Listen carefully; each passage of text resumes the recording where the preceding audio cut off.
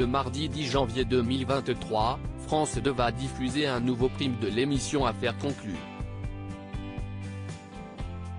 À l'occasion d'une conférence de presse, Sophie Davant nous a fait quelques révélations sur cette soirée.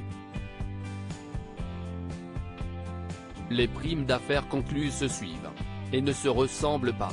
Après des soirées spéciales au château de Méridan dans les Yvelines, au château de Cheverny en Sologne, ou encore dans le joli village de l'Isle-sur-la-Sorgue dans le Vaucluse, Sophie Davant nous fera voyager à travers le temps pour son prochain prime diffusé le mardi 10 janvier 2023 sur France 2.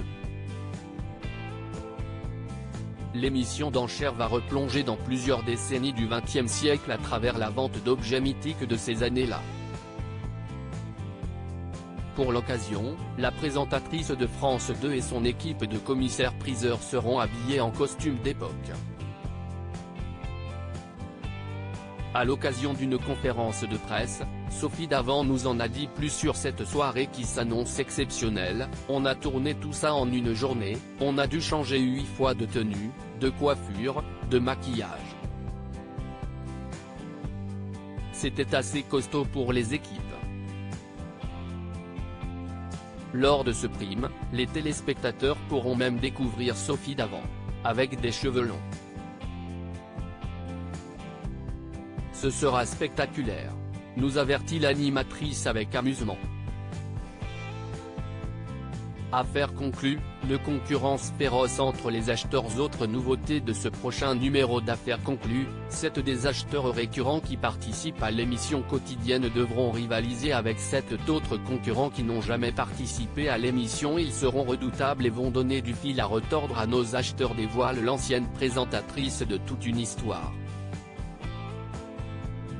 Ces nouveaux venus auront aussi la particularité d'être des experts dans l'univers de la trouvaille qu'ils convoitent.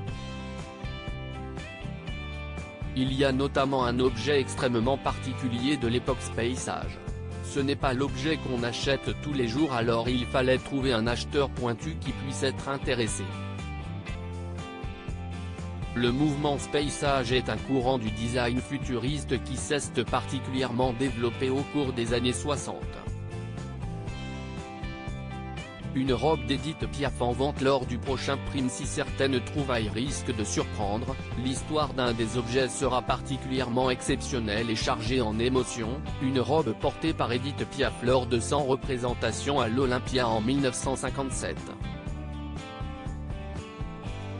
Sophie Davant nous en a dit un peu plus sur son propriétaire et l'histoire derrière ce trésor du passé. C'était très émouvant parce que le monsieur est un vrai collectionneur des pièces d'Edith Piaf.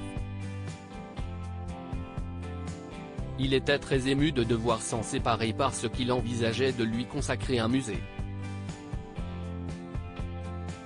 Reste à savoir si cette robe ou l'un des autres objets proposés lors du prime va battre le record du miroir line vautrin parti pour la coquette somme de 127 000 €. À lire aussi Affaires conclues, Caroline Marjoridan révèle combien d'objets elle a acheté grâce à l'émission.